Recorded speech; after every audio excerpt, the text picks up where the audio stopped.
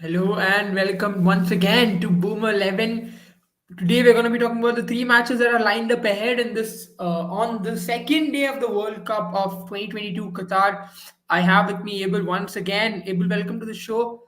How Half an hour before the first match kicks off, how much excited are you now for this second day?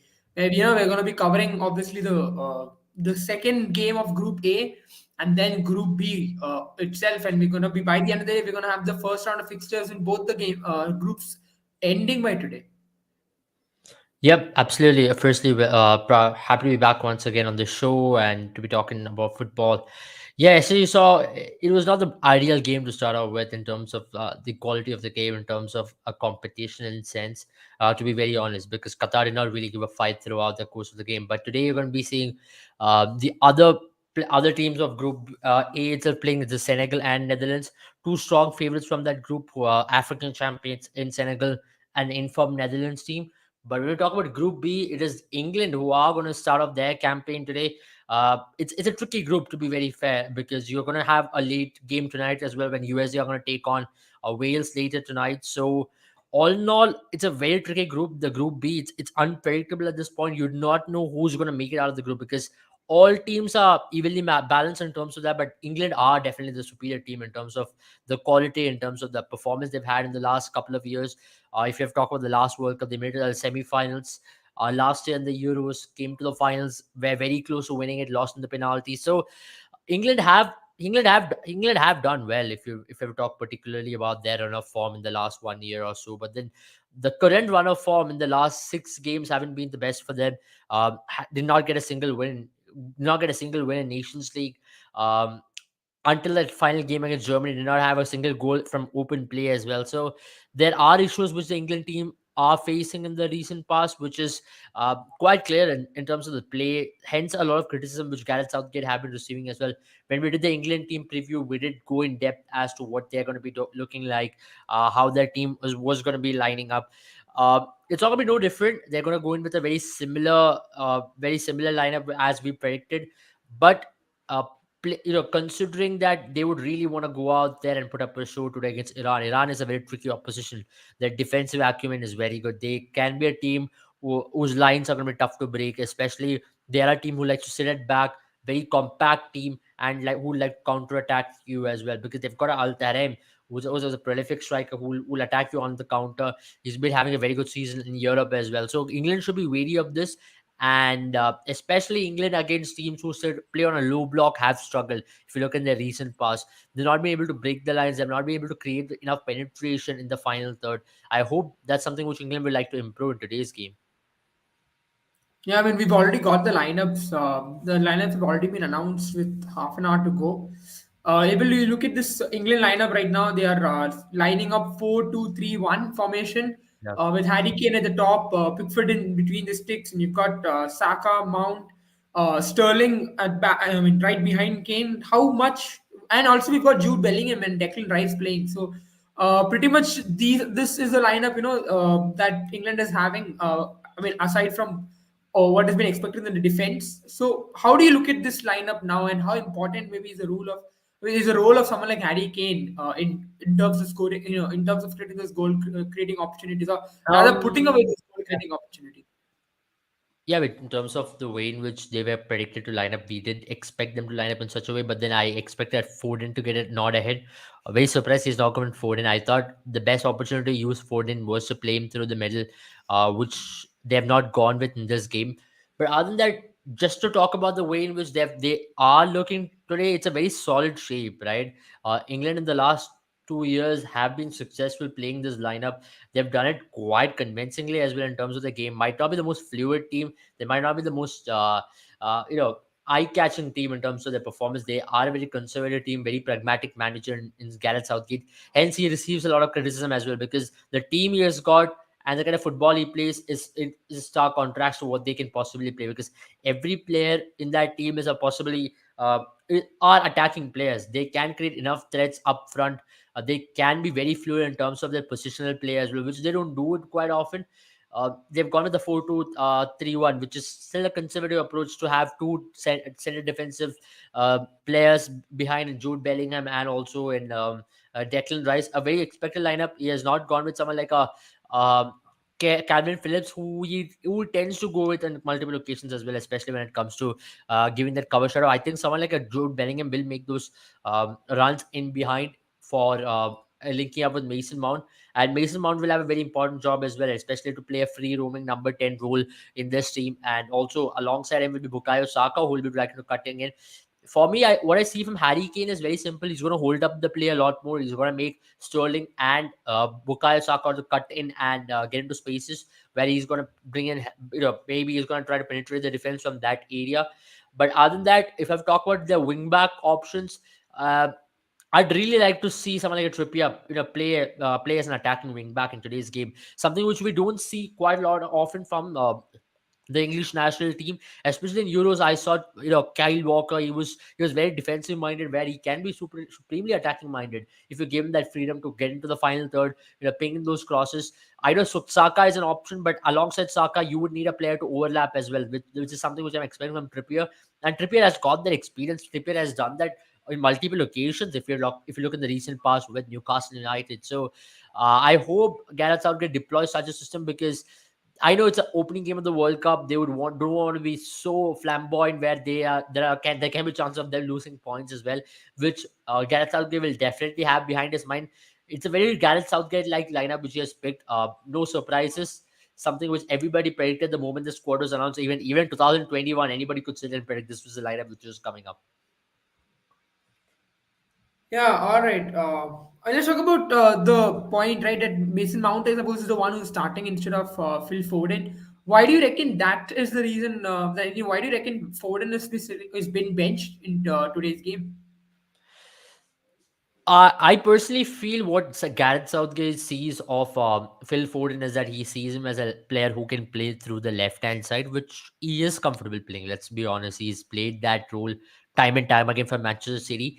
But look, when he plays that role for Manchester City, what he does, he cuts in. He plays more like a free roaming left midfielder. He gets into left half spaces. Uh, which helps someone like a De Bruyne, or which helps even someone like a Bernardo Silva to give width, even Cancelo to give width on the left hand side more often than not. But here, what I've seen him with English national team is that either he starts on the right or either he starts on the left. He doesn't play him through the middle, which I'm very surprised about. You can use the best out of Foden when he's starting through the middle, and let's not blame the only and it's also the best position to play Mason Mount. So it is a tough choice for someone like Gareth Southgate, because he's got three players who can play in a similar position, which is one is Jack Grealish, who's once again very comfortable playing through the middle and who can be pushed again through left hand side, who that again is comfortable. Uh, Phil Foden, who carries a very similar profile, who loves playing through both the wings, especially through the left hand region and through the middle, who can be used as a free roaming number 10. And Mason Mount, who once again, you don't want to use Mason Mount out of position, but when you talk about Phil Foden's ability or Jack Grealish's ability, especially Phil Foden, he can be used on the wings as well, which maybe Mason Mount is not comfortable playing in. And someone like Raheem Sterling is his go-to player. I don't see anybody replacing Raheem Sterling in this team, especially because of what Raheem Sterling carries, the ability which he's got, especially when it comes to his attacking prowess for the English national team. He has done nothing wrong. He scored 17 goals for this team, close to 13 assists. He's not put a foot wrong for this English national team whenever he's played in a big tournament. Hence, he's getting that call up. And Bukayo Saka is a player in form, right? Um, I don't think someone like Gareth Southgate will look beyond Bukayo Saka. It's a very similar lineup who lined up against Italy in the Euro final, except Calvin Phillips not playing and Jude Bellingham playing. It's an exact same lineup. Yeah, I mean, all right. Well, let's now look at the fantasy prediction then for this game. That might help you when you're trying to play, the England versus Iran game, the fantasy experience rather, especially if you are playing it on Boom 11. Let's bring that lineup once on the screen and run me through this. I mean, why do we go with this particular lineup, and why do you think this lineup will, optimize the kind of points that we'll be see that a player would like to get? Yeah, I mean, I am going to be running through the lineup. Yeah, I'll take Nabil's question. I'll set up a question out saying that England are a very defensive minded team. Yeah, Nabil, you are right in pointing that out. They are defensive minded. There are two reasons to it. Firstly, Gareth Southgate believes in going with players who are tried and tested. That's one. That's a very simple explanation. Or else you would have seen a Ben White getting a call up, or you would have seen someone like a or you have seen a Foden playing as well. But this is almost the same thing, right? As we keep saying about Gareth Southgate, we did predict this coming. We did say that this was going to be a team which is possibly going to start way before the World Cup even began. So no surprises. That's something which you can expect from Gareth Southgate.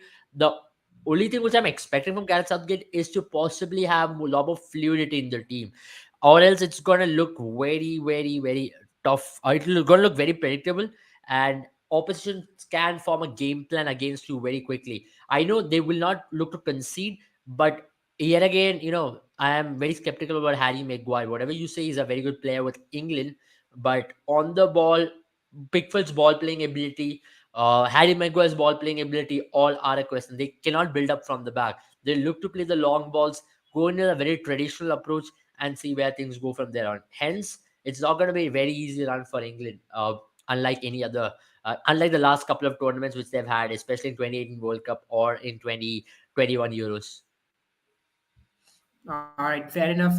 Let's move ahead then. With the next match that we'll be looking at is going to be let's look at the match between Senegal and Netherlands, the continuation But I from think we pull Group up the A. fantasy lineup before that, before we go into the um, Oh yeah, actually uh, we did have that. Yeah, I mean, let's yeah, look at the let's pull up fantasy the lineup. fantasy lineup.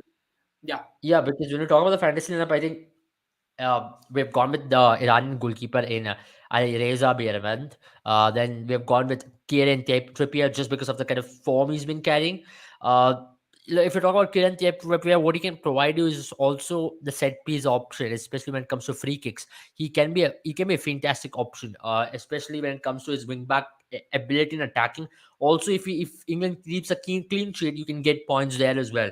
Uh, an attacking option at the same time a defensive option, a two-in-one mold what you can create in Trippier.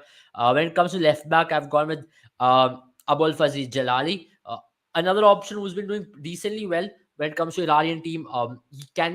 He's used by the Iranian coach in different positions, especially he's played in he's played as a left mid at times as well. Uh, and an exciting player. He plays for SENEGAL FC, which is he plays in Persian Gulf Pro League, not a European player. But when it comes to options for the Iranian team, he's been doing a decent job in this season, especially, and even for Iran, whenever he's gotten a cap, he's done pretty well over there. He's a defensively active player. He's not the most attacking player for you to keep in your team, compared to maybe a Kieran Trippier. You can also go into the Luke Shaw as a left back, because he's another option who can be tried and tested there. When it comes to the centre back, I had to go with the Kanan Zaragan, Hossein Kanan Zaragan. He's been a good player for them, especially he's another young player to watch out for them.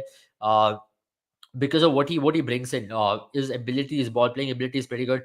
Not the most young player in terms of his age, because he's 28 years old, but still, he's pretty strong. He plays for Al Ahly, one of the top teams out there, and also talking about his ball playing ability and his centre back prowess, his defensive mind. Is still a defensive minded player, because this team is completely a team which focuses to sit on the counter, then attack teams on the counter. And when it comes to their compactness, this team is known for that. One of the tough Asian countries to go through in terms of breaking their defense. Once again, uh, going with Hossein for this particular reason. Now, if you look at the results in recent past, um, their defense has been their go-to option. It's not that they play the most flamboyant football to get results. They've gotten results just through their defense. They've all got a 1-0 victory. They've got a big win in recent past against Uruguay. That's going to be a huge boost.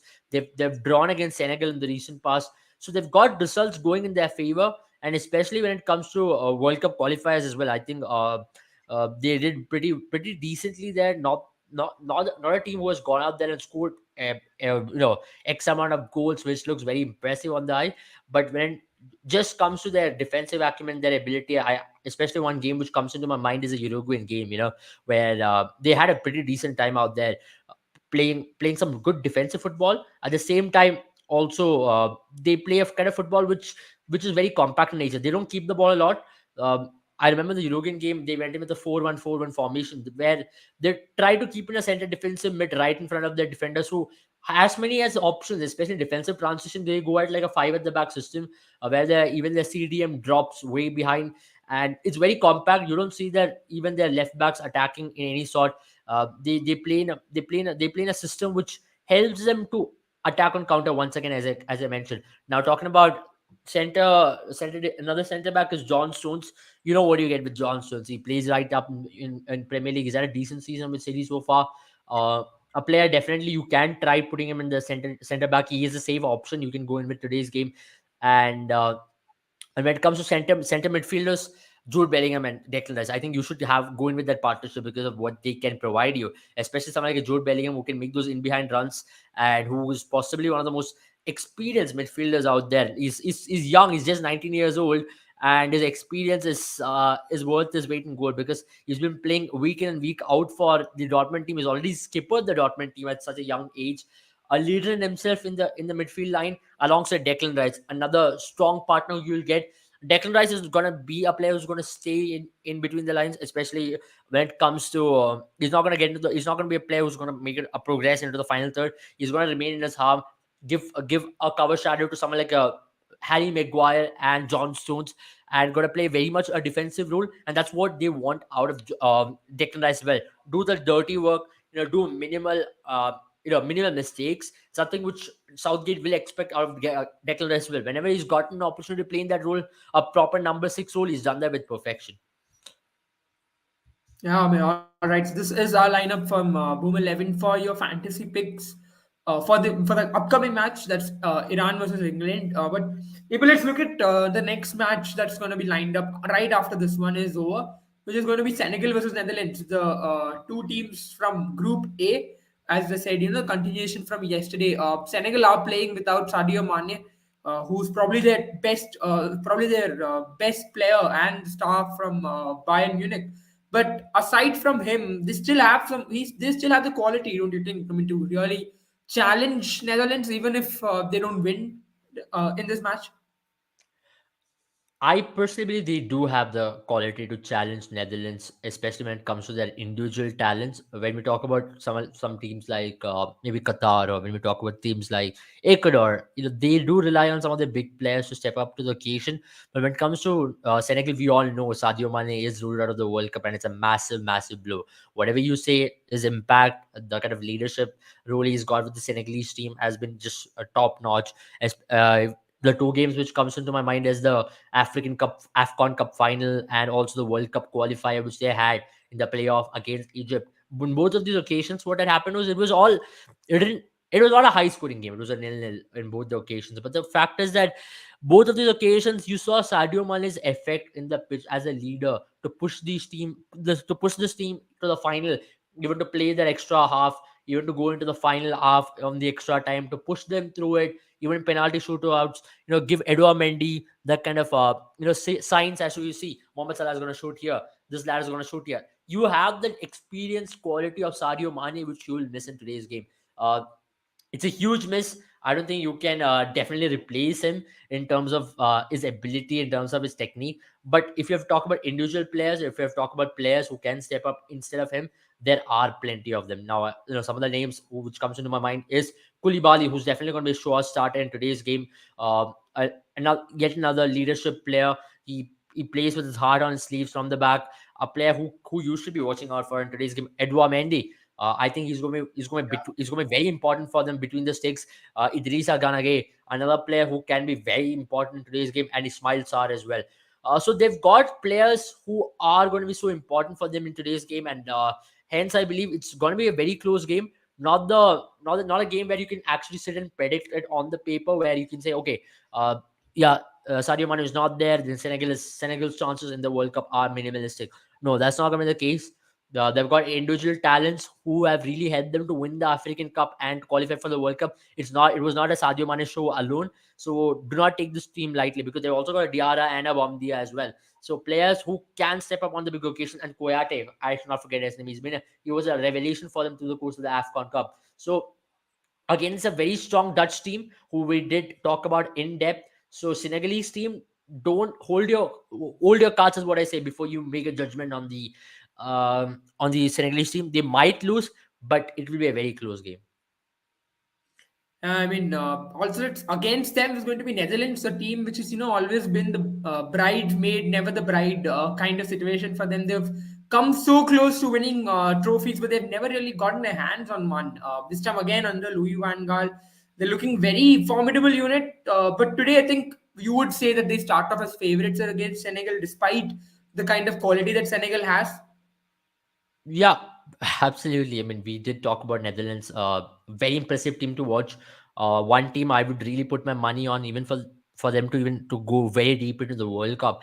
The kind of form they're carrying is just good to watch in terms of the kind of football they're playing, and especially when I talk about what Netherlands can bring into the fore is that experience. Especially the every player in their department is too good. I don't think Memphis Depay is playing today's game. I think as of I'm hearing is that it's going to be Gakpo is going to start in that position. But look at Gakpo, one of the top scorers across all leagues in Europe. He's been in fine form. He's a killer player to watch. In terms of distribution skills of every player, they're fantastic. Their distribution ability is top notch as well. Um, yeah, Kapil, aren't you guys going to discuss about the cricket game which was held yesterday? I know this question was going to come up at some stage.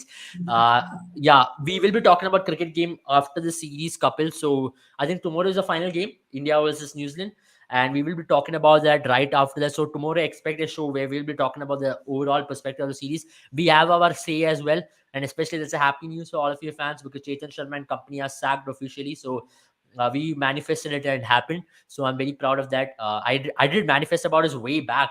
You can check. I don't remember which live it was.